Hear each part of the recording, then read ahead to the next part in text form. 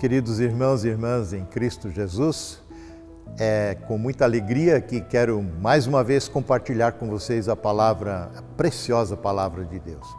Hoje no calendário da igreja nós estamos no segundo domingo de Páscoa.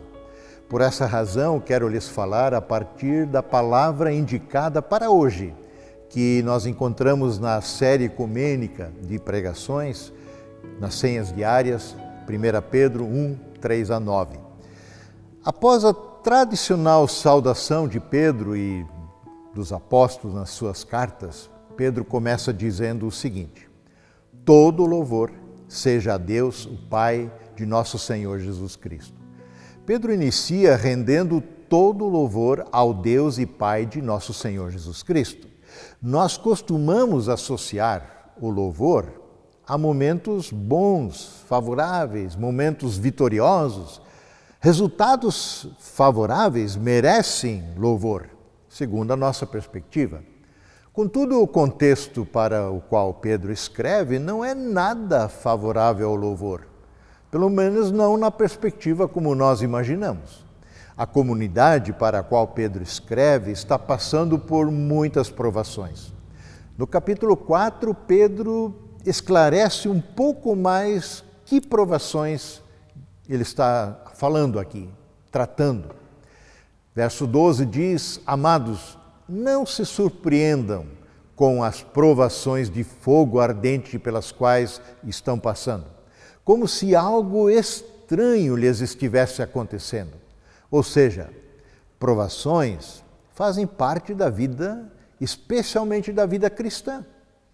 Por essa razão, não devem nos surpreender, nos pegar de surpresa, e nem ser motivo de lamento da nossa parte. Pelo contrário, diz Pedro, alegrem-se muito, pois essas provações os tornam participantes dos sofrimentos de Cristo, a fim de que tenham a maravilhosa alegria de ver a sua glória quando ela for revelada. É claro que Pedro não está falando de um sofrimento qualquer. Não é um sofrimento causado, por exemplo, pelo coronavírus, por um tempo de confinamento por causa dessa pandemia que nos torna participantes do sofrimento de Cristo. Não é isso. Também essa pandemia não nos enche de esperança da maravilhosa alegria que temos em Jesus. Nada disso. Pedro se refere a outro tipo de sofrimento, a outro tipo de provação. Não estou negando que pessoas estejam sofrendo diante de toda esta situação. Não só aqueles que foram contaminados, aqueles que talvez perderam entes queridos, aqueles que sofreram prejuízos enormes, vieram a passar inclusive necessidades das coisas básicas. Sim, esse sofrimento é bem real e ele é dimensionável, mas Pedro está falando de outra coisa aqui no capítulo 4. Versos 14 e seguintes ele diz: se vocês forem insultados por causa do nome de Cristo, abençoados serão, pois o glorioso Espírito de Deus repousa sobre vocês. Se sofrerem, porém, que não seja por matar alguém, se sofrerem, que não seja por roubar, causar confusão, se intrometer nos assuntos alheios, mas se sofrerem por ser cristãos, não se envergonhem, louvem a Deus por serem chamados por esse nome, pelo nome de Cristo. E não é diferente conosco hoje. O coronavírus preocupa, causa dor, sofrimento, causa medo, prejuízo. Claro que sim. Muitos sucumbiram só pelo medo da perda de coisas, bens, privilégios, saúde ou da própria vida.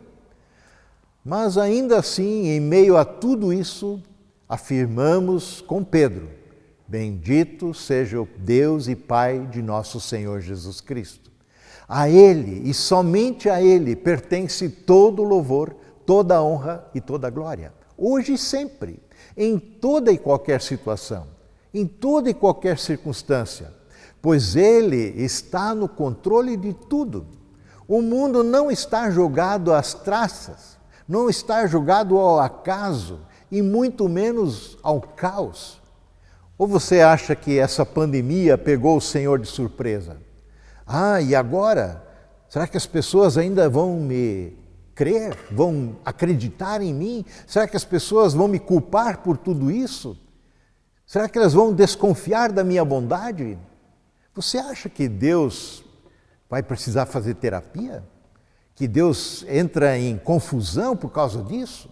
Gente, Ele entregou seu Filho unigênito para sofrer em nosso lugar. E Ele o fez por sua grande misericórdia e amor por nós. Jesus não foi arrastado para a cruz, amarrado, levado à força. Ele a levou, a própria cruz, até onde conseguiu, sobre os seus próprios ombros, e o fez por amor. E isso Pedro deixa claro aqui na sequência do nosso texto, nos versos 3 e seguintes. Eu retomo o verso 3. Todo louvor seja a Deus, o Pai de nosso Senhor Jesus Cristo, por sua grande misericórdia. Ele nos fez nascer de novo, por meio da ressurreição de Jesus Cristo dentre os mortos. É exatamente isso que celebramos na Páscoa. Não a Páscoa que o comércio e as pessoas do mundo celebram. Aí o que conta é o coelhinho, é o chocolate, é o presente. Cartões expressam o quê? Renovação. Li recentemente num cartão, é tempo de renovar, Feliz Páscoa. Outro cartão dizia, Páscoa é dizer sim à vida, Páscoa é investir na fraternidade, é lutar por um mundo melhor, é vivenciar a solidariedade, celebrar Páscoa com o coração repleto de paz, alegria e esperanças renovadas. Feliz Páscoa. Mas de onde provém essa esperança renovada? Da qual pessoas falam e se desejam mutuamente? Dos coelhinhos? Do chocolate? Do esforço coletivo de construirmos uma sociedade melhor? Jeremias 17, versos 5 e seguintes diz, assim diz o Senhor, maldito é o homem, a pessoa que confia nos homens, que faz da humanidade mortal a sua força, mas cujo coração se afasta do Senhor. Ele, este homem, esta pessoa, será como um arbusto no deserto. Não verá quando vier algum bem. Habitará nos lugares áridos do deserto. Nunca terá uma terra salgada, onde não vive ninguém. Mas, bendito, feliz, abençoado, é o homem cuja confiança está no Senhor, cuja confiança nele está. Ele será não como um arbusto no deserto, mas como uma árvore plantada junto às águas e que estende suas raízes para o ribeiro. Ele não temerá quando chegar o calor, porque as suas folhas estão sempre verdes. Não ficará ansioso no ano da seca, nem deixará de dar fruto. Não se apavora diante das circunstâncias adversas, porque suas raízes estão plantadas, lançadas no Senhor. Volto então a 1 Pedro, verso 3, repito de novo. Todo louvor seja a Deus, o Pai de nosso Senhor Jesus Cristo. Por sua grande misericórdia, Ele nos fez nascer de novo, por meio da ressurreição de Jesus Cristo dentre os mortos. Seguindo, agora sim, temos uma esperança viva, diz Pedro. Agora sim, temos uma esperança viva. Afinal, esta esperança está pautada na grande misericórdia de Deus, que entregou seu próprio Filho à morte. A minha morte, a tua morte. A morte que é salário do pecado. Mas não o deixou na morte. O ressuscitou ao terceiro dia.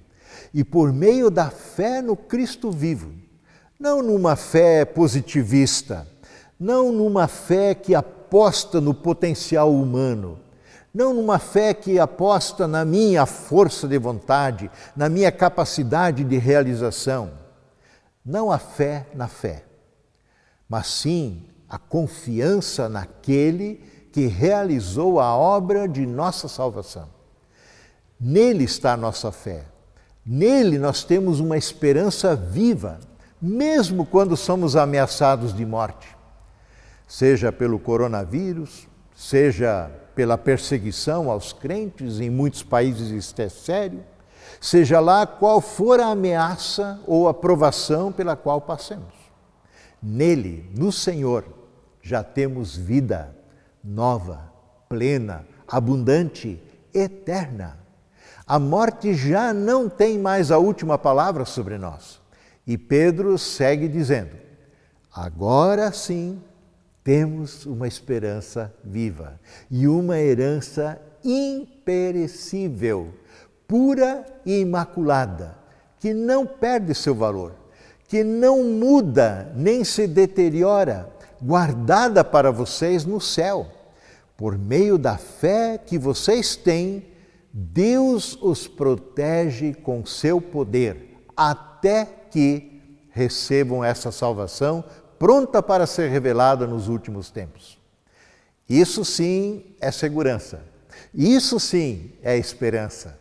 E Pedro conclui, versos 6 e 7, portanto, alegrem-se com isso. Ainda que agora, por algum tempo, por pouco tempo, vocês precisem suportar muitas provações. Essas provações, mostrarão que sua fé é autêntica. Como o fogo prova e purifica o ouro, assim sua fé está sendo experimentada, provada, e ela é muito mais preciosa que o simples ouro. E isso resultará em louvor, glória e honra no dia em que Jesus Cristo for revelado. E ele conclui, versos 8 e 9, embora nunca o tenhamos visto, vocês o amam. E ainda que não o vejam agora, creem nele e se regozijam com a alegria inexprimível e gloriosa, pois estão alcançando o alvo da sua fé, a sua salvação. Então, novamente Pedro nos convoca ao regozijo, à alegria, ao louvor. Parece um contrassenso falar em alegria e louvor em meio a provocações, em meio a perseguições, em meio a lutas, dificuldades, quem sabe em meio à pandemia. Contudo, não é. A Bíblia nunca nos promete livrar de todos os problemas e aflições. Crente também sofre. Crente também é contaminado por coronavírus. E não porque lhe faltou fé. Crente é assaltado, fica doente, morre. Mas, sobretudo, crente sofre por causa do nome que carrega, o nome de Cristo. Por causa do nome que ele carrega, ele é perseguido, é desdenhado, é zombado, é desprezado e até submetido à morte, como em muitos lugares.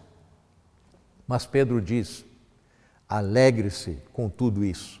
Ainda agora, por algum tempo, por pouco tempo, vocês precisam suportar muitas provações.